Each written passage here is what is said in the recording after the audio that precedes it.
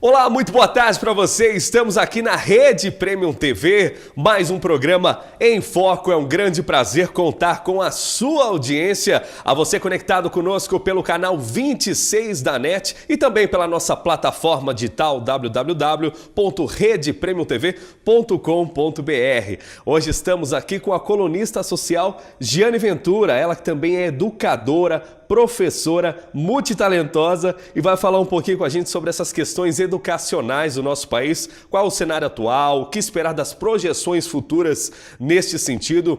Boa tarde, Giane, seja muito bem-vinda. Boa tarde, muito obrigado, Henrique, muito obrigado pelo convite, estou muito feliz de estar aqui com vocês, é um prazer imenso. Diante da conjuntura como está educacional, a gente fica muito preocupado em relação aos nossos alunos, né? É um prazer estar aqui. Bacana. Giane, fala um pouquinho pra gente da sua carreira, como foi que você começou na vida educacional, as escolas que você passou, como foi para você chegar até onde você está hoje e essa sua trajetória profissional e ajuda no Estado nessas novas inovações que você também tem feito, que eu sei. Conta um pouquinho pra gente a respeito disso.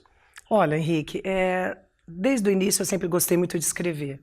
Sou uma poeta, poetisa há muitos anos. Desde 1981 eu escrevo.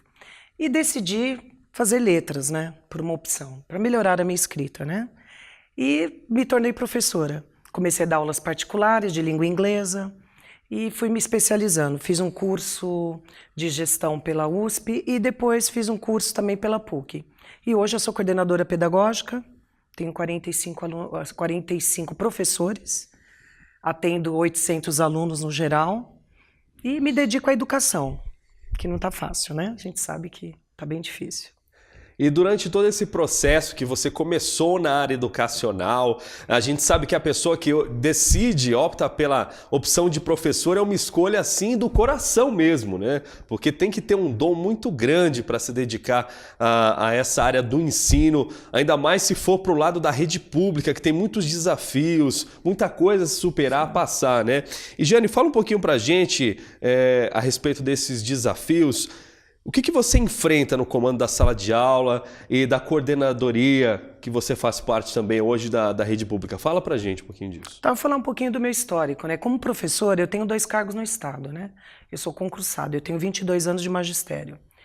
Como professora, eu enfrento situações muito difíceis. Eu vejo alunos desmotivados, eu vejo escolas sem recursos. Até o governo federal e estadual manda um pouco de verba, mas assim, falta recursos para ser acessível a esse aluno que queira mesmo aprender. Então eu vejo também assim, os pais quase não vão nas reuniões, né?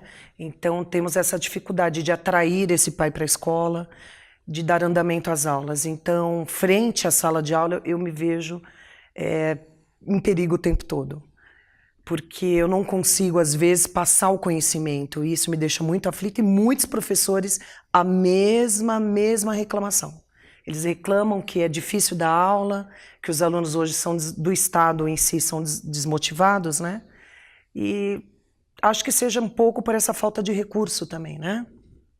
Certo. E por que você acredita que, de certa forma, a escola pública está tão defasada? Será que é somente por conta da falta de recurso, falta de investimento, ou é também um pouco da questão cultural do estudante?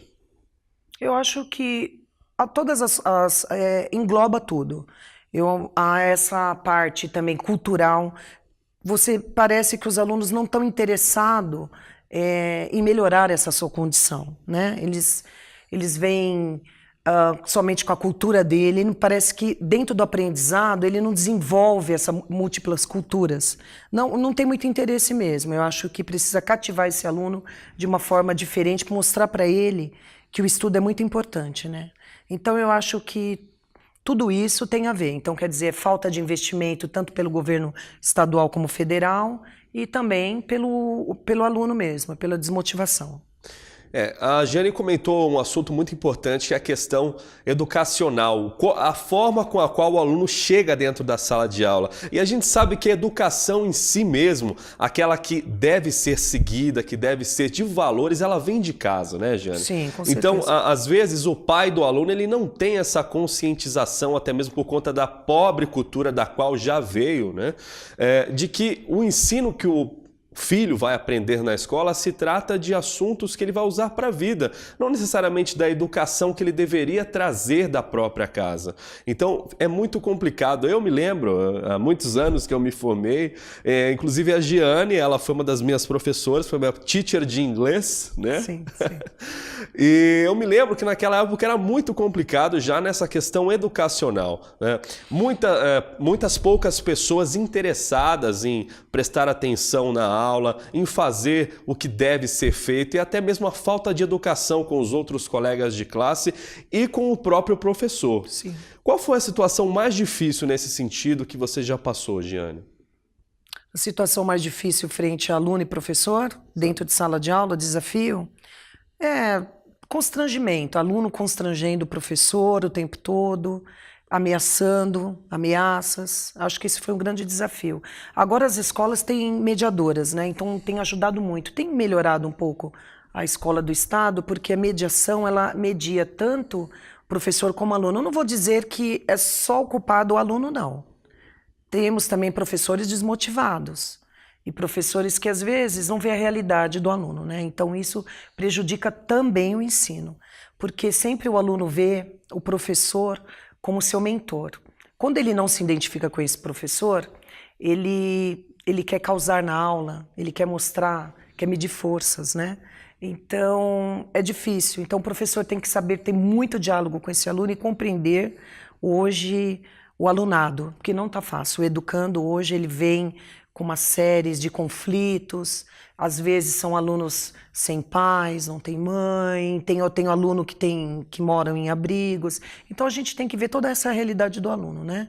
Então, conhecer o seu aluno acho que é fundamental para esse processo ensino-aprendizagem. Sem sombra de dúvidas. Aliás, indo além nisso que a Giane está falando, nós fizemos aqui na emissora uma pesquisa realizada por uma plataforma digital. Nós puxamos essa pesquisa para mostrar quais são os maiores desafios na direção escolar. A Giane que também é coordenadora de ensino. Sim. E mais ou menos quais são as dificuldades que os coordenadores estão encontrando para gerir questões patrimoniais, questões de direcionamento frente à escola pública. E tem alguns dados aqui, Giane, vamos ver se você concorda com essas pesquisas.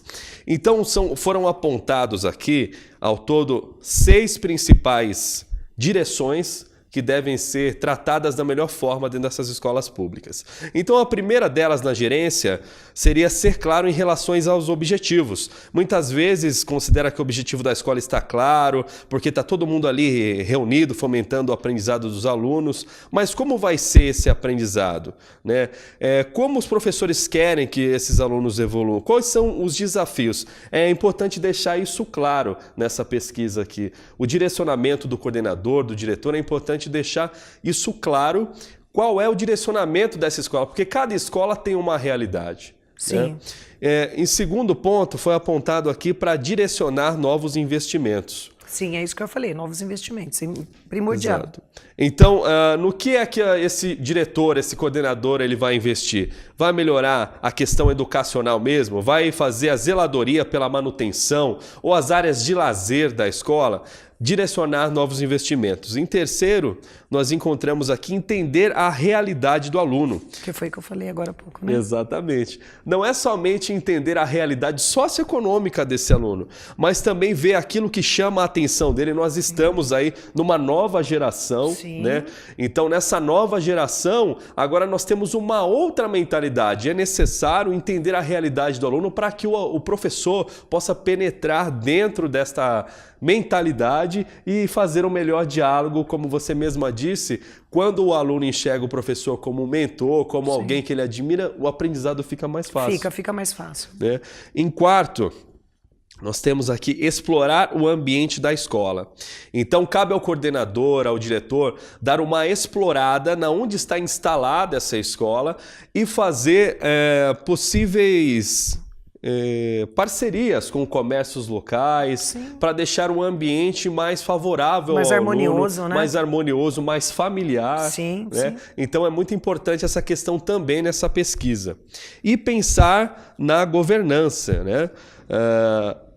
Por exemplo, o coordenador tem alguns professores que ele pode gerir, e delegar algumas funções, como por exemplo, alguns cuidar de funções administrativas, outros cuidar de inovação, outro ficar com a ética, por exemplo, e estimular o debate entre esses professores, delegando o que cada um pode fazer na escola, como se fosse mesmo a gerência de uma prefeitura, de uma cidade, né, dentro dessa escola.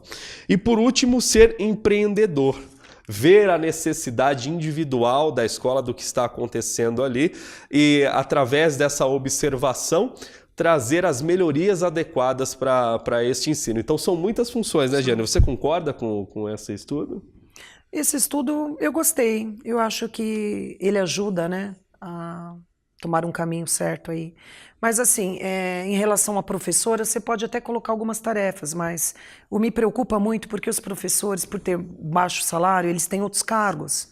Então fica difícil você dividir essas funções para os professores, né? Só que assim, os professores ajudam muito na escola. Projeto transdisciplinar, ele é muito importante. Então, por exemplo, os projetos são montados por área. E o professor pode ser aquele que eu falei, o mediador desse projeto, né? E inserir esses alunos, né? Fantástico essa ideia também, porque o diretor tem que ser um empreendedor mesmo o tempo todo, e é. Eu vejo na minha escola como a minha diretora, ela está sempre em busca de parceria, ela sempre gosta de projetos. Então, dentro do contexto escolar, a nossa maior dificuldade mesmo seria essa verba. A verba, eu acho que ela deveria ser mais justa, tanto do governo do estado como do federal, para que nos fornecessem mais material e mais condições, né? E acho que isso é super importante. E dentro do contexto, da realidade do aluno, né? Não só social, como você acabou de passar para a gente, eu concordo plenamente. Ele deve ter toda essa estrutura desse aluno, onde esse aluno mora, que local ele está inserido, qual é a visão de mundo que esse aluno tem. Então, tudo isso deve ser feito um projeto dentro da escola para melhoria. E, com certeza, a gente está caminhando para ter uma educação melhor, né? Bacana. Este é o programa Em Foco. Estamos chegando ao fim do primeiro bloco.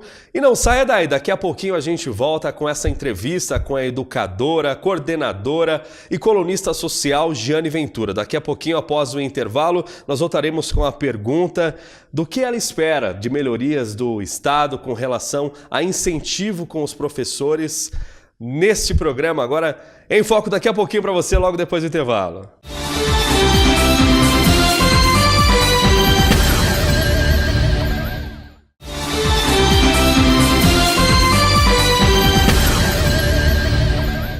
Estamos de volta com o programa Em Foco. A você conectado com a gente aqui pelo canal 26 da NET ou pela nossa plataforma digital www.redepremiumtv.com.br. Eu sou Henrique Baldassari, seja bem-vindo ao nosso programa Em Foco. Estamos aqui com a educadora Giane Ventura, também coordenadora de escola pública, colunista social, ela que dedicou a sua vida para o Estado e para o ensino. Giane, está feliz aqui no nosso programa? Muito feliz, muito contente novamente, né? Obrigada pelo convite. É isso aí. Muito bem.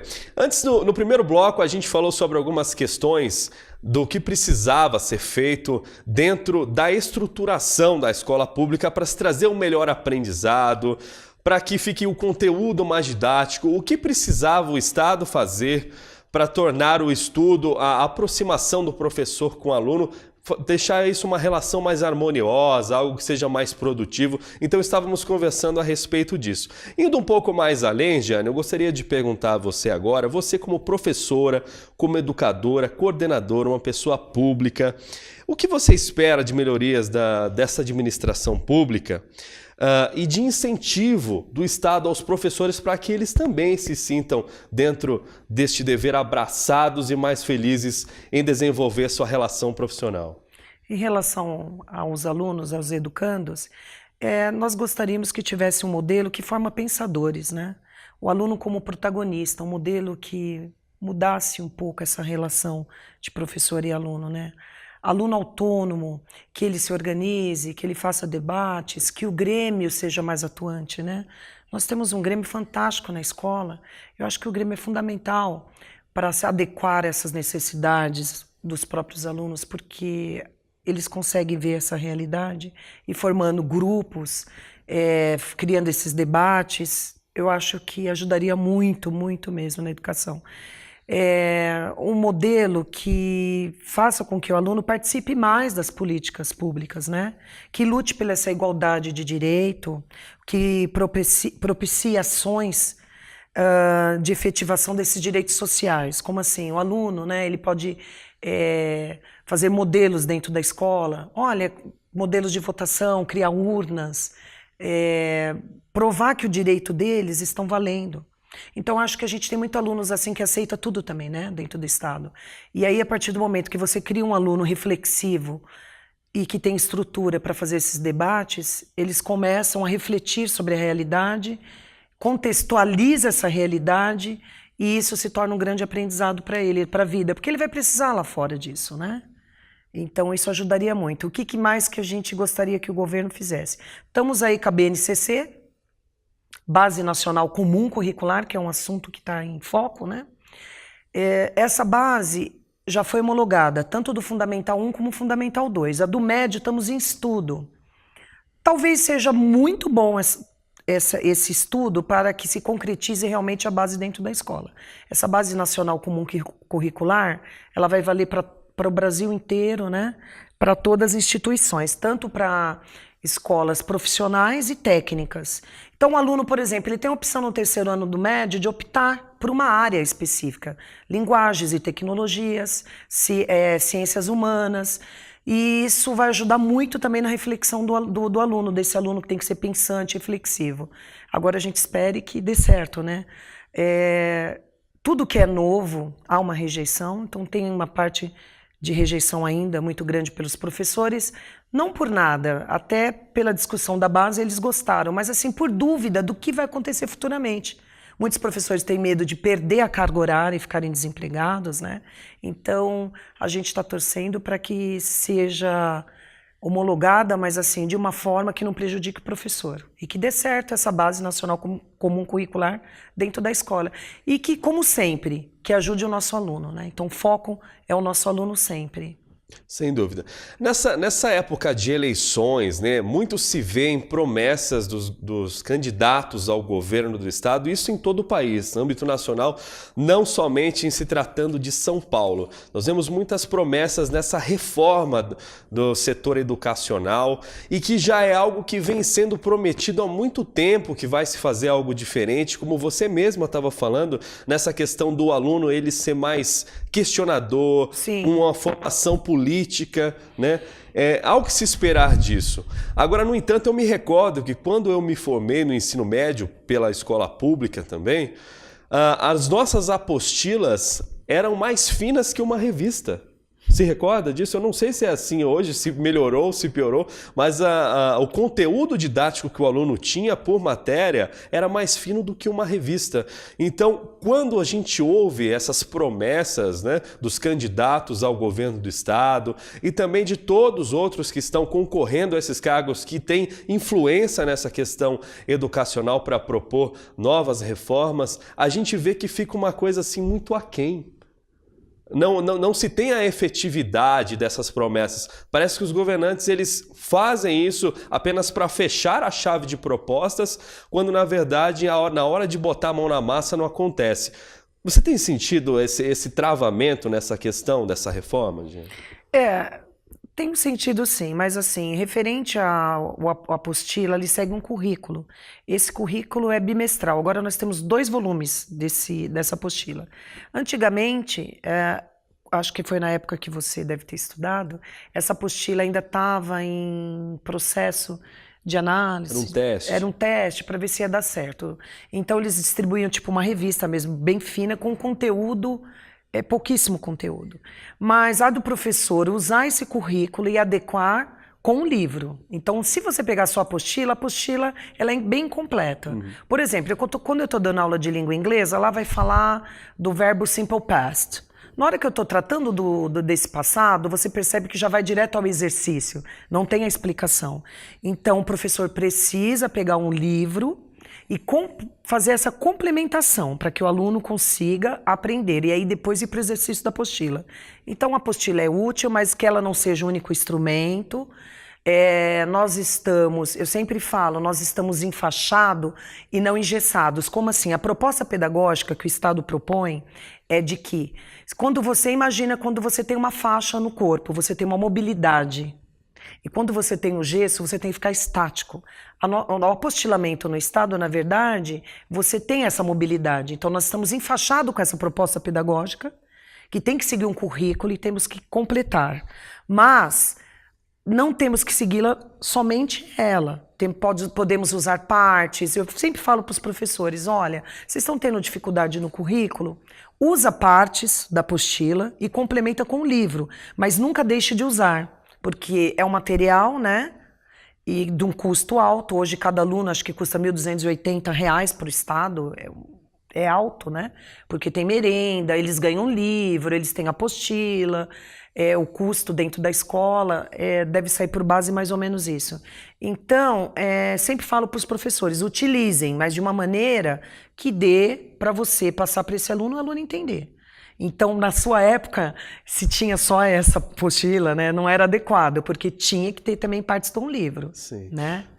Então é isso. Então o professor utiliza o livro e essa apostila que são 2 volumes por matéria.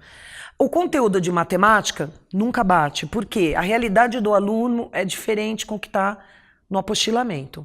Então os professores sempre estão adequando às necessidades do aluno. E esse currículo está em espiral. Isso quer dizer o quê? Sempre eu vou e retorno com conteúdo.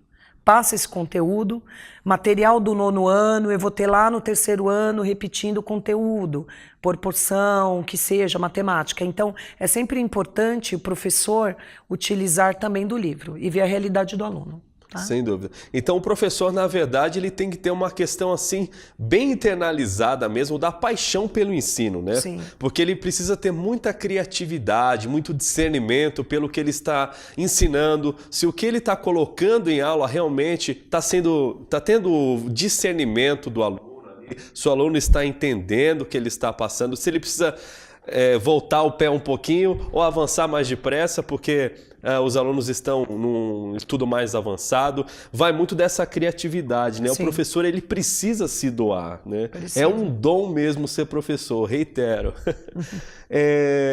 Inclusive, Giane, você optou pelo curso de inglês, né? Sim, eu sou formada em letras pela FMU, sou pós-graduada pela USP e também fiz uma pós-graduação pela PUC. PUC, na verdade, eu me especializei em língua inglesa. Então, eu sempre gostei muito de línguas, né? Então, eu optei por dar aula de língua inglesa. Então, eu prestei o concurso e passei no cargo de língua inglesa. O cargo de coordenador pedagógico, ele não existe no governo do Estado. Então, é um cargo que você é indicada, né? Para esse cargo, é um cargo de confiança. Lógico que você tem que ter um bom currículo para ser um bom coordenador. Então, isso é exigido. Você passa por uma entrevista e o diretor de escola é que te seleciona, junto com o supervisor de ensino. Nomeado, o cargo é nomeado. É um cargo nomeado, muito Certo. bem, você falou a palavra certa. Então é um cargo nomeado e que sempre você está em constante mudança ou transformação, né? É um desafio, é desafiador esse cargo. E voltando também, colocando a sua pergunta, é desafiador, é importante você estar sempre ouvindo os seus professores para tentar melhorar o ensino desses alunos, porque se você sente que o seu professor ele está bem, ele se sente valorizado, o aluno consegue render mais em sala de aula e esse aluno com certeza consegue aprender. Muito bem. Então, Agora eu vou te fazer a última pergunta aqui do nosso bloco. É uma pergunta, olha, capciosa, viu? Você vai suar frio com a pergunta que eu vou te fazer. Se por um acaso você fosse amanhã nomeada secretária de Educação do Estado de São Paulo, quais seriam as primeiras decisões que você tomaria para fazer uma reforma, para deixar tudo nos trilhos, para deixar a coisa bonita e funcionando como deve ser no seu conceito? Olha, é uma pergunta bem capciosa mesmo, com certeza. Eu colocaria na seguinte proposta, que temos que ter bimestralmente mesmo um projeto adequando às necessidades dos alunos, estudar melhor esse currículo, ver qual a necessidade desse professor, se precisa adequar esse currículo, tomar discussões também nessa base nacional comum curricular. Eu acho que ela precisa, antes de ser implantada, bem estudada. e colocaria data show em todas as salas de aula. Olha que Isso eu bacana. gostaria muito, que cada sala de aula tivesse o data show, porque a tecnologia, ela funciona como uma ferramenta necessária para o trabalho pedagógico. Sem a tecnologia, hoje, é muito difícil. Então, nós concorremos o tempo todo com celulares, tablets, notebook. Então, tendo tecnologia dentro de sala de aula, eu acho que torna a aula mais interessante. Veja bem, o tempo de concentração que nós temos dentro de uma aula é 20 minutos. Nós temos 50 minutos de aula, então por isso que o aluno fica disperso. Eu acho que trabalhando bem com a tecnologia, colocando a tecnologia a dispor do professor, eu acho que seria um ponto fundamental. Tá? Ah, muito bem.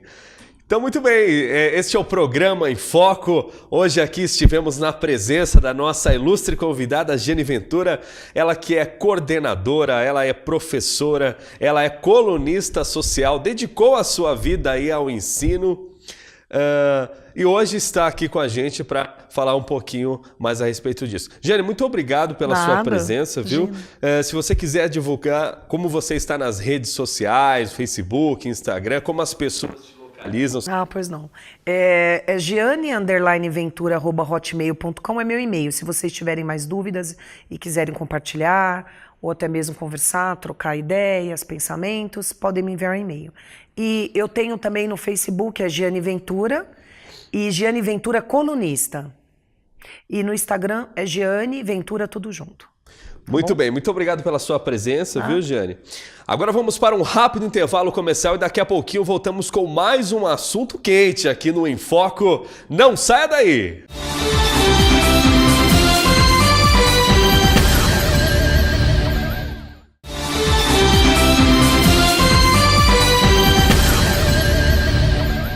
É isso aí, o programa Em Foco de volta no seu terceiro bloco. E agora aqui ao meu lado está uma pessoa que manja de tudo da saúde. Ela que bota o pessoal de pé e fala postura, postura. Estou aqui agora com Diana Uidar. Ela que é personal trainer e também professora de educação física. Diana, seja muito bem-vinda ao nosso programa. Muito obrigada, Henrique. Tudo bom? Tudo bem e você? Tô bem também. Maravilha. Diana, fala um pouquinho pra gente sobre você, como que você fez a escolha por sua profissão, né, nessa área da saúde, bem-estar. Como que foi tudo isso? Se você se sente bem desenvolvendo essa profissão, como que foi tudo isso aí? Conta pra gente. Olá, pessoal, tudo bom?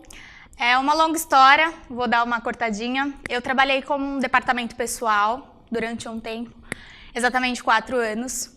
E devido à infância, eu fiz natação, fiz 10 anos de natação, competi dança de salão, fiz basquete, fiz futebol. Então já vem um currículo aí, né, no esporte, na parte da saúde. E aí eu decidi fazer a faculdade de educação física. Me formei, amo o que eu faço, adoro o que eu faço. Durante as conversas agora a gente vai destrinchar cada área em si. Mas assim, é algo que não tem preço, cuidar da vida das pessoas, porque quando você está fazendo uma atividade, você está cuidando da vida da pessoa, né? Isso faz um diferencial.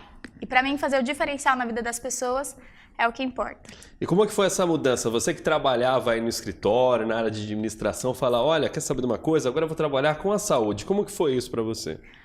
Então, mesmo ainda trabalhando na parte administrativa, eu ainda competia dança de salão, né? Então eu ainda tinha o contato.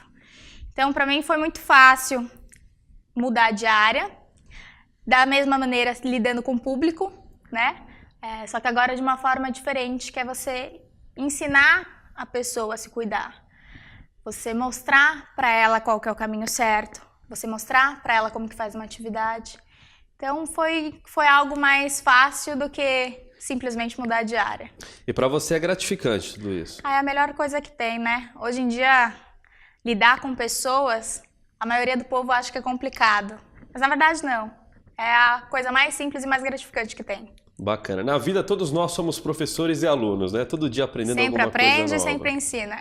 Muito bem. E eu fiquei sabendo também que a Diana, além de ser professora de educação física, personal trainer, ela também foi para o ramo dos eventos e ela entrou num nicho bem específico, uma coisa bem interessante. Fala um pouquinho pra gente sobre essa sua entrada no ramo de eventos, Diana. Legal, pessoal.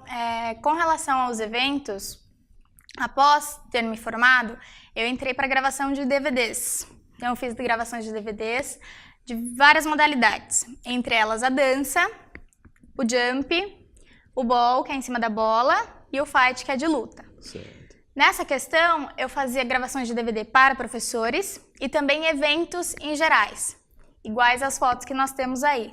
Então, cada foto tem algo específico, com relação a eventos grandes e aulas em bairros, escolas, condomínios e assim por diante. Certo. E na verdade você, nessa parte dos eventos, você começou a desenvolver uma outra atividade também, ou não? Que são as coreografias. Isso. Fora essa parte de eventos de aulas coletivas, também tem as coreografias de casamento. Então, o foco são para coreografias de casamento e debutantes, que é a hora do sonho, né? Aquela hora que o pessoal sonha, sonha, sonha e chega o grande dia, fica nervoso para apresentar, fica nervoso. Então eu faço todo esse processo, detalhes por detalhes. Desde condução de cavalheiro, condução de dama, olho no olho, sorriso para as câmeras, pose para as fotos. E o mais importante, que na hora da coreografia os noivos e os debutantes estejam à vontade, né? Que não fiquem nervosos, que não fiquem pensando na coreografia que tem que fazer. E, além de tudo, se divirtam, porque eles sonham tanto para esse dia e não vale a pena que no dia você esteja nervoso, né? Então, o serviço que eu faço é justamente esse, fazer com que na hora da sua coreografia você esteja à vontade, você se divirta, você se solte e que, independente de tudo, você esteja feliz e faça com que fiquem lindas recordações. Maravilha. E como é que veio a primeira vez que você fez isso? Como é que foi a inspiração? Teve algum aluno seu que falou, olha, eu queria fazer alguma coisa diferente, aí você uniu o útil ao agradável, foi lá e começou essa coreografia? Como que foi A isso? inspiração veio justamente do meu casamento. Eu queria muito ter os meus padrinhos dançando atrás, só que os meus padrinhos não dançam, né? Meu noivo dança, meu marido também é da área. Uhum. E a gente fez a coreografia, a valsa dos noivos, e fizemos uma valsa maluca. Então depois entraram todos os padrinhos, todas as madrinhas, mãe, daminha, para dançar junto. A gente fez algo muito legal e simples. Que bacana. Né? Para o pessoal se divertir. Então tiveram vários estilos de música. E a ideia era simplesmente que todo mundo estivesse se divertindo no momento. Então, foi justamente aonde veio a inspiração. E daí começaram a surgir outros serviços que deslancharam aí com relação ao resto do público. Legal. A Diana trouxe pra gente algumas fotos de momentos da carreira dela, coisas que ela já fez profissionalmente e toda essa trajetória até a parte dos eventos, como é que foi quando ela era professora. Vamos ver um pouquinho dessas fotos, Diana. Legal. Essa foto foi numa gravação de DVD da modalidade do ball.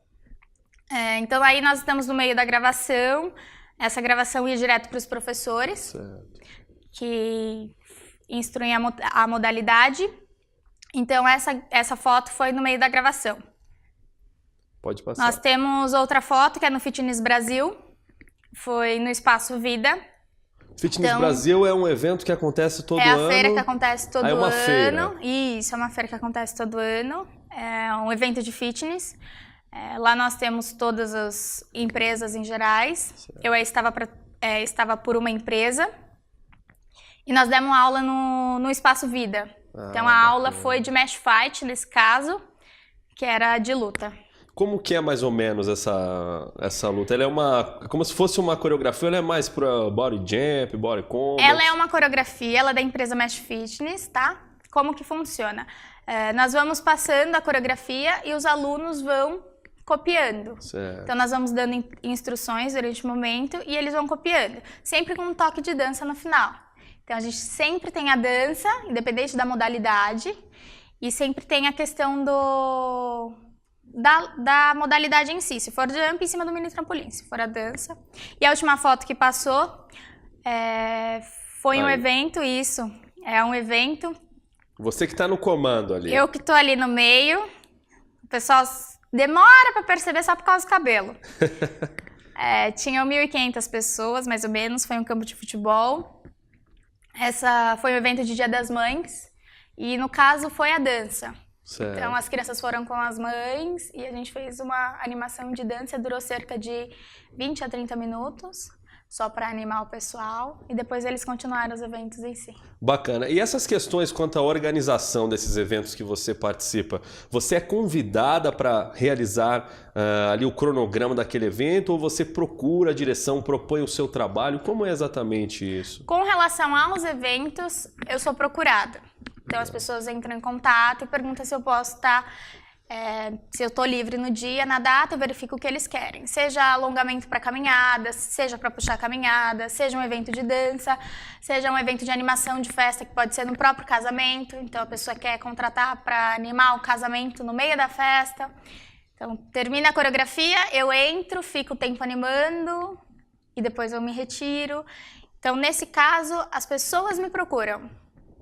E hoje você está trabalhando mais com a parte dos eventos ou com a parte da coreografia dos casamentos? E eu ainda te pergunto, qual das duas você gosta mais de trabalhar hoje? Vou te dizer que as duas são muito gratificantes.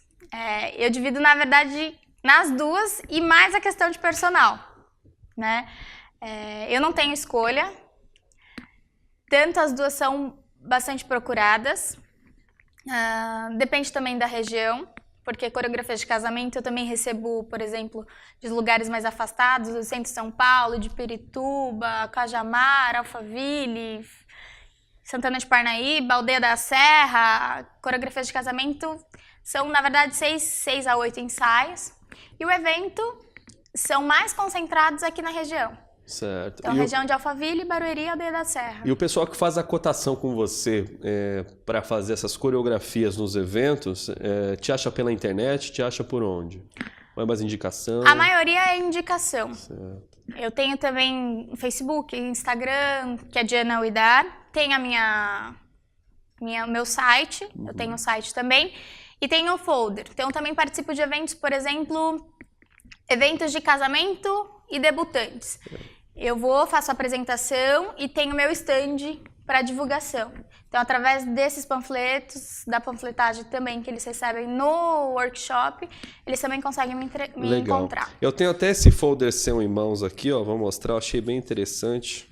Olha só, folder da Diana Uidar. É isso mesmo.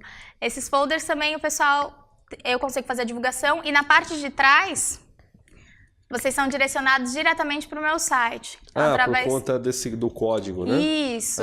Bacana. Quem tiver o aplicativo do QR Code pode acessar e leva diretamente para o meu site. Aí consegue verificar todos os trabalhos, todos que eu já fiz, agendas que serão realizadas, orçamentos, contato, fotos, vídeos, todo o procedimento lá. Maravilha. Quando a gente marcou a entrevista aqui com a Diana, ela mandou algumas informações a respeito dela, do que ela desenvolvia, e ela colocou lá uma frase muito interessante que chamou minha atenção. Porque, na verdade, quando a gente fala de saúde, bem-estar, não é só por falar, é uma coisa muito séria, né? Se trata mesmo da nossa longevidade, da nossa qualidade de vida. E você disse assim, quanto mais parado, mais dores. Quem não tem tempo para a saúde, terá que ter tempo para a doença. Hoje em dia, o que pega muito público, sempre que a gente fala em atividade física, exercício físico, é com relação ao tempo. Então as pessoas sempre falam, eu tenho serviço, eu tenho filhos, eu tenho faculdade, eu tenho várias coisas que não me dão tempo. Mas as pessoas não pensam do tempo para elas. Ou então a informação que tem dores. As pessoas acham que porque tem algum tipo de dor, não pode realizar o exercício. Pelo contrário, precisa procurar um profissional da área, profissional de educação física, para estar realizando os exercícios de maneira correta. Para conseguir realizá-los e não se machucar, para conseguir fortalecer e continuar as atividades normais. Então, com relação às dores, sempre que você estiver em uma crise, você tem o laudo médico, nós, os profissionais de educação física, a gente vai verificar o laudo, vai verificar o que você pode, vai verificar o que você não pode e vai tratar. Como também dá para prevenir. As pessoas esperam ter alguma doença para procurar o profissional. É verdade. Sendo que elas podem prevenir isso antes. Então eu coloco essas duas questões. Com relação às dores, que o exercício vai tanto prevenir como tratar. Então para as pessoas procurarem antes de ter o problema. Porque depois que tem o problema, não vai curar, só vai amenizar. Sim. E com relação ao tempo, quem não tem tempo para cuidar da saúde vai ter que ter tempo para cuidar da doença, justamente por essa situação. E que as pessoas precisam ter a mente mais aberta. Às vezes as pessoas têm medo, intriga, ou acha que por algum motivo fica receoso de ir a uma academia, fica receoso de chamar um profissional porque acha que sabe fazer o exercício. Então tem várias questões que têm que ser colocadas como principal foco. E acredito que a saúde em primeiro lugar. Primeiro você faz a mudança, né? E a escolha para sua vida e depois você deixa com a gente que a gente consegue melhorar isso aí. Muito bem, Diana. Diana, muito obrigado, viu, pela sua presença aqui, abrilhantando o nosso programa, falando de um tema tão importante quanto a saúde, né? Okay. E o que as pessoas têm deixado de lado, que é essa questão de frequentar a academia e fazer os exercícios físicos. Não é apenas fazer por fazer, é realmente uma necessidade, né?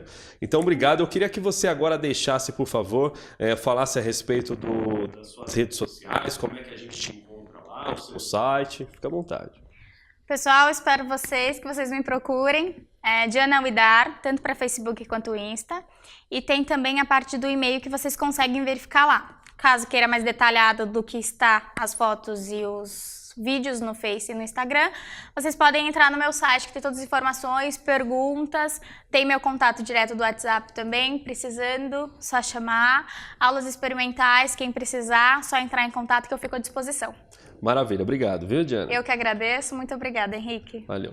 É isso aí, esse é o programa Em Foco aqui pela Rede Premium TV. Daqui a pouquinho, depois do intervalo, nós teremos uma entrevista muito especial e vamos falar de moda, moda e tendência. Não sai daí!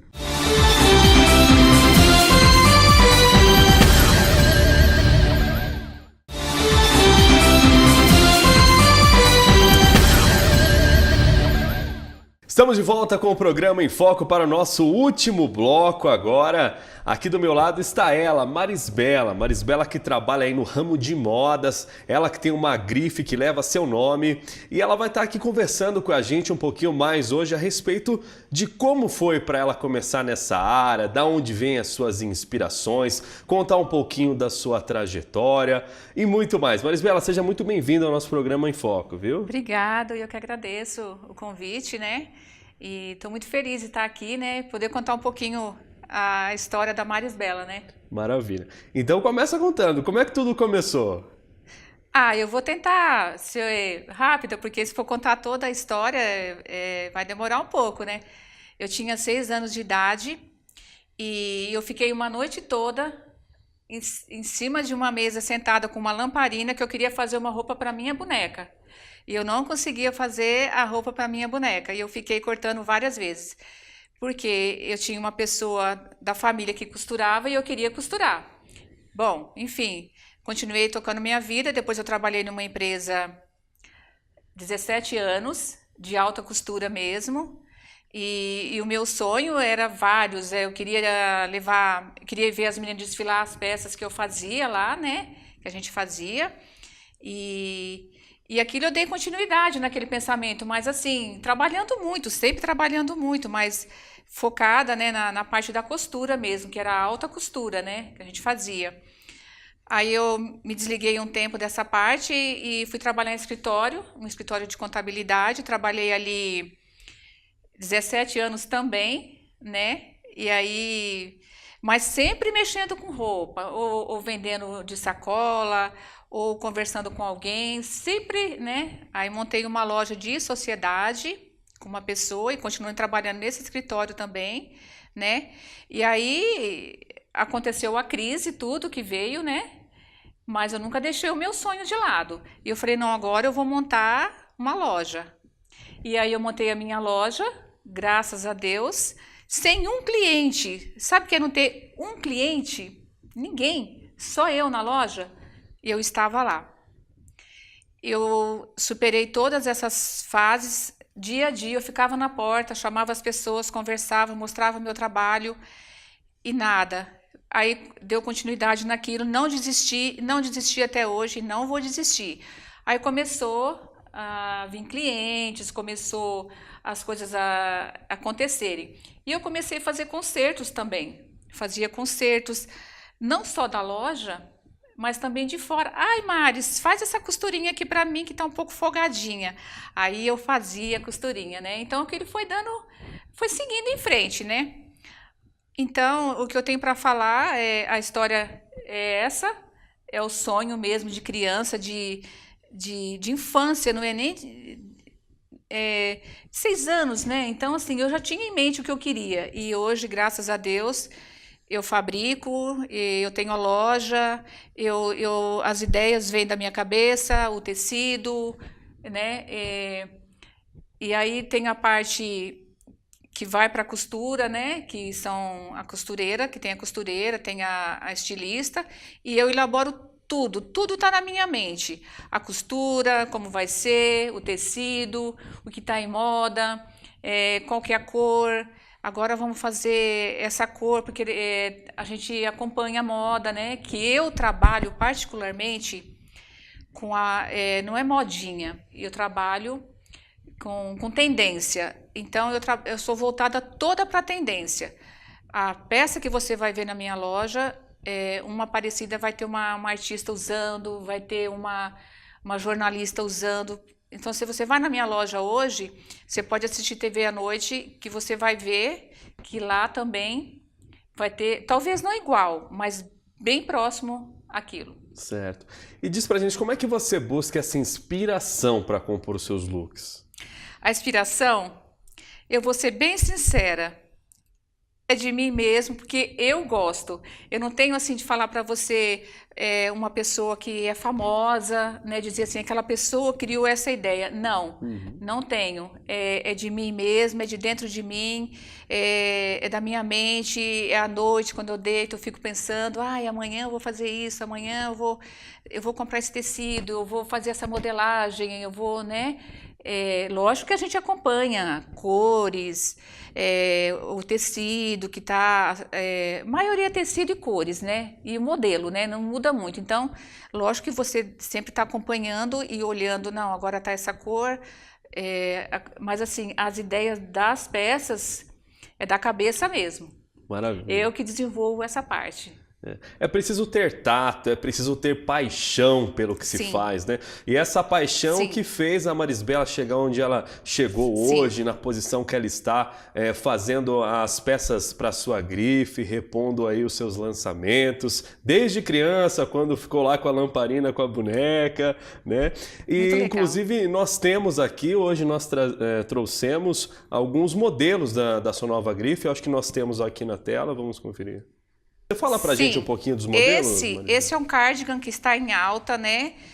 O cardigan é uma peça que você pode jogar por cima de um vestido, de uma saia, de uma calça justa, de bota.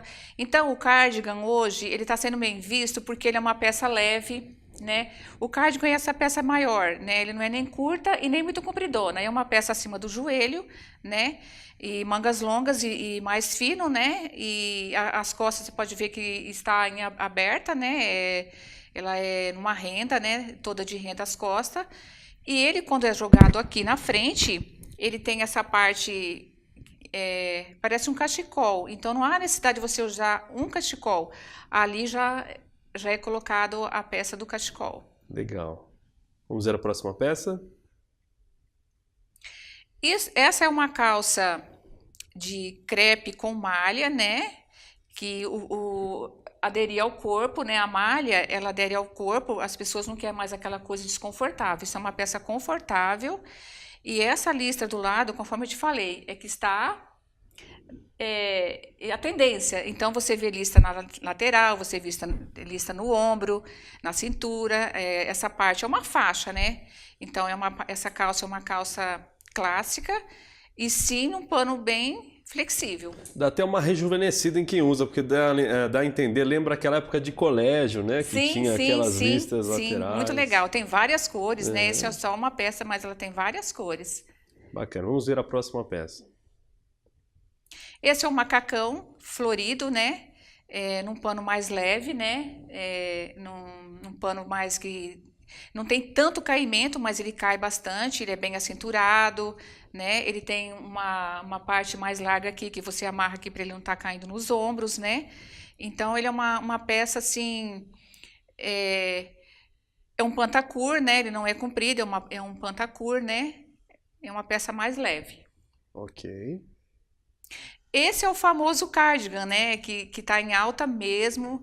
Ele é uma peça também, conforme eu já falei, uma peça leve. Ele é um lãzinho, um acrílico bem leve, né? Ele tem um bolsinho. Então, olha, para você ver, dá para usar com tudo, com vestido, que nem eu falei, com calça. Sim. Aquele cardigan antigo que nós vimos antes, ele é de malha. Certo. Esse cardigan já é mais uma lãzinha, já é uma coisa um pouquinho mais pro meia estação, né? Nem tão quente, nem tão frio. Exato. E ele tem um bolsinho, ele tem essa parte também na frente como um cachecol. E é uma peça que você pode usar o dia a dia, à noite, e com uma cacharelzinha por baixo, não vai passar frio. Com uma regatinha, não vai passar calor. Então, Legal. é uma peça versátil. Bacana.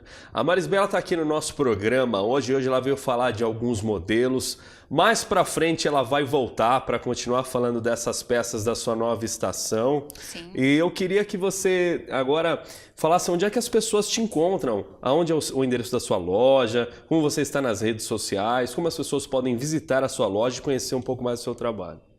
Sim, e terminando, a gente também, na loja, fazemos um trabalho de concertos.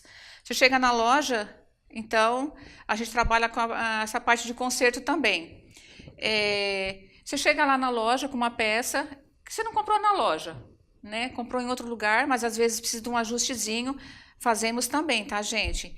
Então, assim, essa parte é muito importante a gente colocar os concertos. E às vezes ficou um pouco folgado na cintura, o ombro está um pouquinho folgado, eu quero encurtar minha calça, então a gente trabalha com essa parte também na loja. E a minha loja está na Avenida Dr. Martin Luther King, 305, no Jardim Moarama, Osasco. O telefone para contato é 99579-4679 ou 2383-1751. E temos o Facebook, Marisbela, temos o Instagram, Marisbela, entra lá. E fazemos também, gente, último detalhe, peças. Ah, eu quero uma peça assim diferente, ou eu gostei de uma peça na sua loja e não me serviu. Fazemos também sob medida, tá, gente? Então, estamos à disposição de todos. Ok, Marisbela, adorei sua visita. Você promete que volta? Prometo. Promete mesmo? Sim. Então, tá combinado, hein? Espero você aqui no nosso programa Em Foco.